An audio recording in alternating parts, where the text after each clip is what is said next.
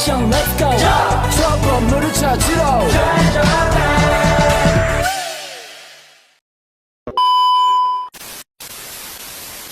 Pose with the fans Pose with the pose with the pose with the fans Pose with the pose with the pose with the fans Pose with the fans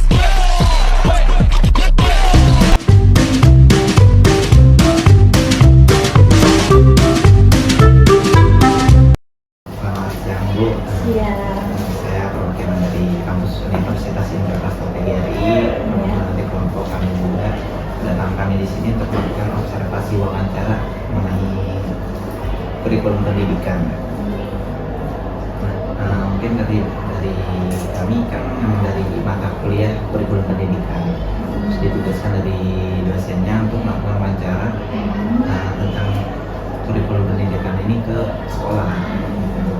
Mungkin dari pertanyaan pertama tuh kurikulum apa aja sih kurikulum apa yang diterapkan di sekolah ini, apa ada pendekatan khusus atau dalam penerapannya yang Saya jawab ya pertanyaannya.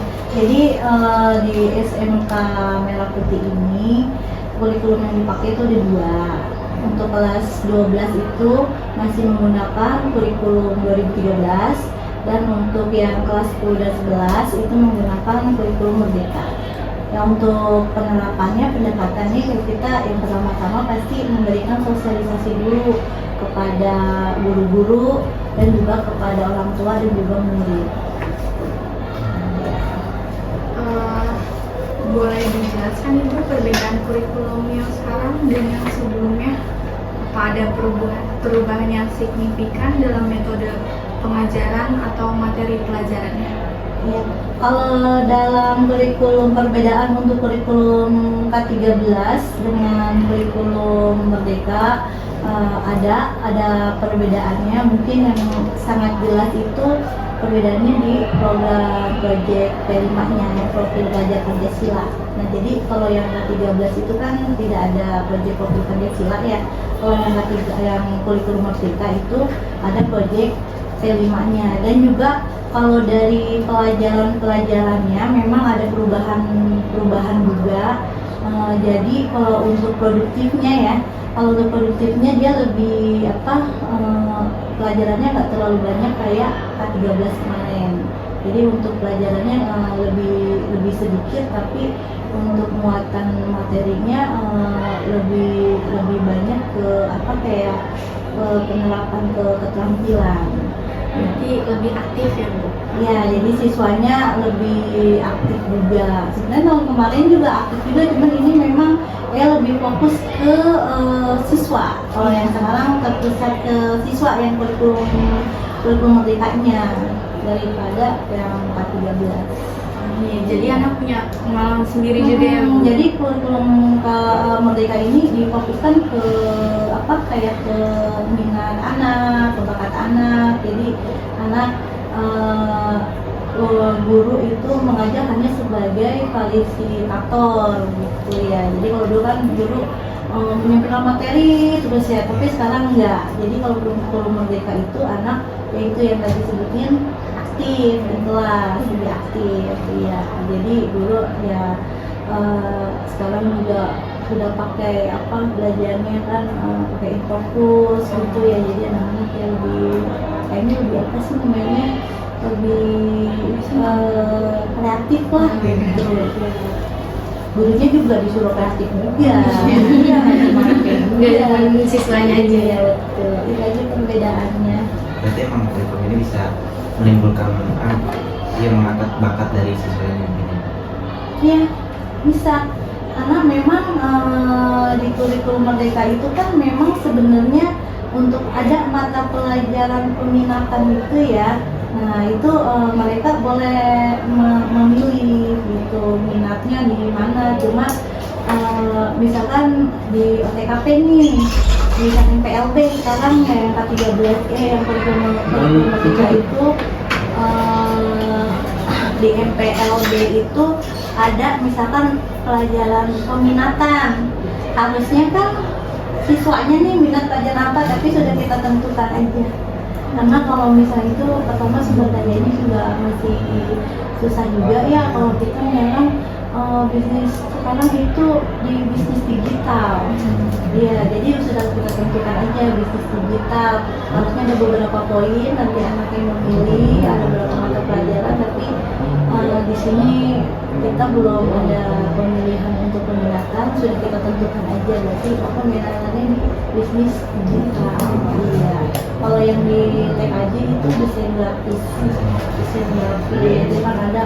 Kalau di hari itu kan ada desain grafis, mungkin ada digital apa gitu ya, cuma sudah kita tentukan aja. Iya. Karena kalau milih kita juga pasti kan nggak ada ruangannya, nggak ada ruangannya. Dalam penerapan kurikulum ini apa ada tantangan apa kendala yang dihadapi oleh sekolah atau para guru? Mungkin harus kalau mengatasi hal tersebut gimana? Oh iya, pasti ada ya. Untuk awal-awal untuk kurikulum Merdeka ini ada tantangannya. Jadi mungkin awal-awal itu guru-guru kesulitan. Ya, tapi di situ sekolah mengadakan pelatihan atau guru-gurunya dikirim untuk ikut pelatihan kurikulum Merdeka, terutama itu biasanya untuk penilaian, karena penilaian di nomor memang cukup detail ya untuk penilaiannya. Jadi masalahnya pertama sih di situ aja, terus sama ada program P5-nya karena pertama kali kita coba kesulitan, tapi akhirnya alhamdulillah kita coba, kita pelajari, ikut sosialisasi, ikut pelatihan, guru-gurunya kita pilih. Alhamdulillah kesulitan itu udah nggak ada lah gitu, dari rapot, dari penilaian, alhamdulillah. Ya, lama-lama terbiasa ya? Ya, lama-lama terbiasa. Awal-awalnya kita, aduh gimana ini dari rapot, ya kan karena dia kan penilaiannya detail banget ya. Mungkin kalau dari untuk materi, ya guru bisa lah menyampaikan murid-murid ya ke siswanya. Tapi memang yang kesulitan itu yaitu untuk penilaian, terus sama penilaian kan ada dua berarti rapot ya, rapot biasa tuh sama rapot project P5.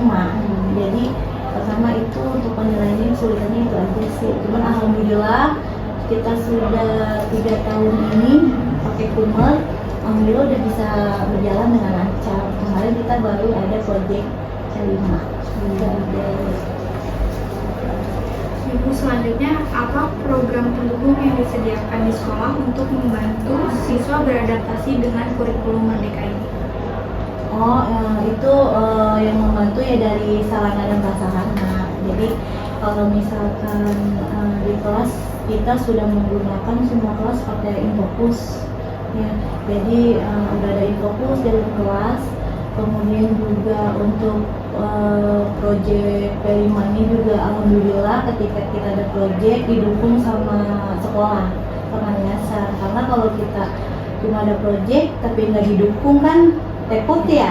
Karena untuk proyek itu kan butuh biaya, biaya yang nggak sedikit ya.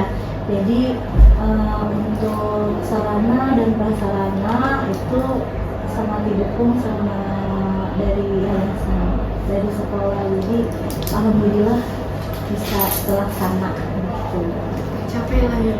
Ya, tercapai. Insya Allah belum, sampai sekarang sih lancar-lancar aja gitu untuk kurikulum Merdeka. Karena kita alhamdulillah kita lab juga ada kan. Iya, jadi lab ada 2, lab MPLB dan TKJ kita ada 2. Kemudian setiap kelas kita di ruangan ada 19 kelas, udah semuanya pakai Infocus. Jadi menurut saya itu untuk kurikulum Merdeka itu udah mendukung lah ya, mendukung gurunya untuk mengajar buat siswa-siswa. Untuk pertanyaan selanjutnya mungkin karena tadi bagaimana pengembangan sosial sudah terjawab juga tuh tadi dari ibu. Selanjutnya yang menjadi fokus utama dari kurikulum ini apa aja? Mungkin dari akademis, karakter atau keterampilan khusus. Kalau karena kita di SMA ya, kalau di SMA pasti yang kita fokusin itu keterampilan. Jadi siswa itu lulus dari sini dia mempunyai keahlian di bidangnya masing-masing. Kan kayak manajemen, ya kan, manajemen apa namanya jurusan OTKP gitu ya, atau TKJ. Dia lulus dari sini nih administrasi perkantoran, ya mereka harus minimal bisa mengetik, bisa Excel. Nah kayak gitu, berarti mereka punya keterampilan itu. Kalau yang TKJ mungkin bisa apa dari komputernya, softwarenya, atau perbaikan komputer. Ya itu jadi tujuan kita yaitu selain itu juga ada untuk bakat dan minat juga kita kembangkan, karena kan kita ada beberapa ekskul tuh, tari sama pramuka, paskibra, kemudian ada pencak silat, ada bulu tangkis ya, ada rohis dan lain-lain. Jadi di situ juga kita fasilitasi mereka ya. Tapi memang tujuan harus utama kita keluar di sini mereka mendapatkan keterampilan sesuai sama jurusan mereka. Jadi insya Allah nanti pas mereka kerja udah siap gitu. Itu kan tadi juga ibu jelaskan tuh untuk mempersiapkan guru dalam menjalankan kurikulum ini kan ada pelatihan khususnya tuh. Nah, pelatihan khususnya tuh mungkin kayak gimana ya? Pelatihan khusus tuh misalkan ada guru di sini yang ikut MGMP mata pelajarannya, karena bahasa Indonesia, PAI, matematika. Nah biasanya kalau untuk guru itu ada pelatihan yang kita kirim mereka untuk pelatihan supaya lebih paham dalam kumur kan. Nah itu kita kirim ikut pelatihan. Terus juga kalau di dalam sekolah itu ada namanya IHT, In-House Academy. Jadi kita mengadakan pelatihan sendiri di sekolah. Kan kalau yang MGMP kadang-kadang dikirim berkumpul sama beberapa sekolah kan, gabungan. Nah ini kemarin kita juga ada di sekolah, khusus sekolah kita panggil narasumber. Kita atau narasumbernya bisa dari guru sini juga. Kemarin kita panggil narasumbernya dari guru sini aja. Jadi kemarin kita itu tentang aplikasi pembuatan media pembelajaran kayak dari Canva itu ya. Jadi kita salah satunya pelatihan itu. Kemudian juga ya paling itu sih mengirim gurunya ikut pelatihan, sama di sekolah mengadakan IHT, In-House Training. Kalau dulu bahasanya apa sih, kalau dulu bukan IHT, kayak ikut pelatihan gitu ya, pelatihan kompetensi guru, kalau sekarang namanya In-House Training gitu namanya sebenarnya ya. Jadi insya Allah dengan ada pelatihan ya kompetensi guru makin meningkat, gitu kan, makin paham tuh mulai teknologi yang tadinya nggak bisa tanpa jadi bisa tanpa, tadinya nggak bisa dibikin soal online intuisi itu atau virtual kan, itu kan kita bisa pelatihan insya Allah jadi bisa gitu. Jadi anak-anak di belakang anak-anak nanti anak-anak belajarnya lebih senang lah gitu ya, bosan. Ya. Ada lagi? Mungkin itu saja Ibu. Terima kasih banyak. Iya, sama-sama. Sukses ya.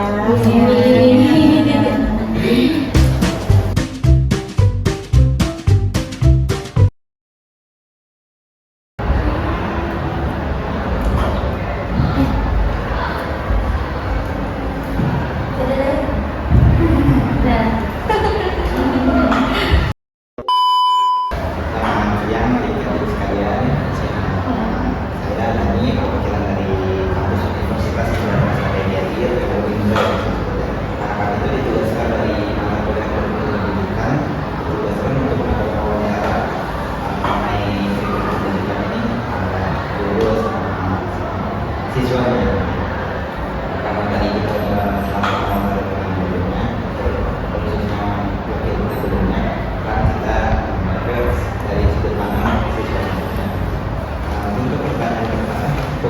kenalan dulu kan. Nama saya Panitra Melaji, bisa dipanggil Ridwan ya. Saya dari kelas 10 TKD 1. Oke, nama saya Anastasia Marbella Nyaro, bisa dipanggil Tasya, Bella, dari kelas 11 sampai lulus 1. Langsung saya cerita pertanyaan. Gimana sih pendapat kamu nih tentang kurikulum yang saat ini diterapkan di sekolah? Menurut saya itu udah bagus sih, karena kan sekolah menerapkan apa yang ada pemerintah dan mereka ini membantu juga siswa dalam belajar gitu. Buku-bukunya jadi lebih variatif juga, gambar-gambar juga metode belajarnya yang ada informasi sedikit dari kurikulum sebelumnya itu bisa cukup membantu. Dari kurikulum sebelumnya tapi juga Ya,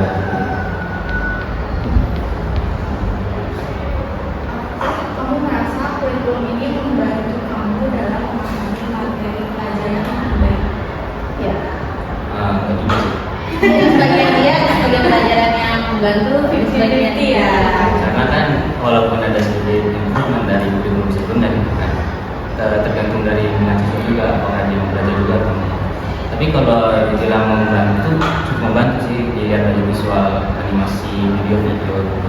Atau enggak dari buku yang lebih bagus lagi. Penjelasannya juga lebih berkembang ya. lebih dari akhirnya kembali ke pelajaran yang bisa lebih menarik gitu kan. Mungkin lebih gampang dimengerti juga ya. Betul. Kalau pakai gadget itu biasanya Iya, pakai HP jadi lebih kesulitan yang dialami dalam mengikuti kurikulumnya apa sih?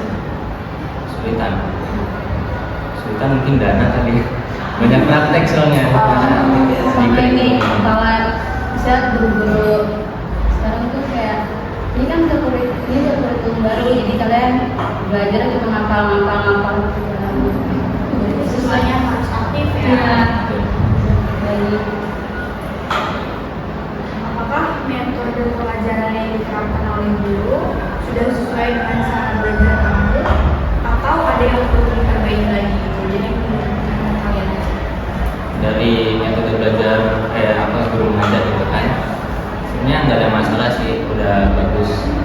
Tapi kalau saya kan memang orangnya belajar di rumah juga kan, jadi mungkin bisa ada kalau misalnya saya sebagai murid gitu, tanya ke gurunya gitu di jam-jam ketika saya lagi belajar juga di rumah, itu bisa dijawab, itu bakal lebih bagus juga gitu. Sekalian memang bisa belajar di rumah juga gitu sih. Kamu merasa kurikulum ini bisa kamu dengan baik untuk masa depan, misalnya pendidikan guru atau kamu berkali Nggak terlalu sih. Kalau saya ada sebagian pelajaran yang masuk, kayaknya buat jualan bagus nih, buat kayak pelajaran KWU, reading, bisnis kita, ya buat kita berjualan bagus, kayak kita bisnis ya. Ya, Tapi kan sebagian materi juga bisa dapat dari internet itu nggak dari sekolah aja. Itu sekarang mudah, lebih mudah. Iya, lebih mudah aksesnya buat dapat pelajaran informasi. Terus selanjutnya menurut kamu apakah materi yang diajarkan dalam kurikulum ini relevan dengan kebutuhan di masa depan kamu? Kalau saya sih ada yang relevan, ada yang enggak. Kan minat saya di matematika ya, berhitung gitu. Terus minat saya juga berbisnis, berjualan. Jadi kalau untuk pelajaran yang hitung-hitung atau pelajaran tentang bisnis itu relevan dengan saya dan bakal terpakai di masa depan gitu. kalau aku karena aku nggak begitu menyukai pelajaran MTK, aku lebih suka pelajaran yang berbaur sejarah, yang berbaur ya, jauh dari Perhitungan. ya jauh terjauhkan lah. Itu aja sih ya. mungkin itu aja sih untuk pertanyaan-pertanyaan dari kami juga itu aja. Terima kasih. Ya, sama-sama. Sama sekali. Terima kasih.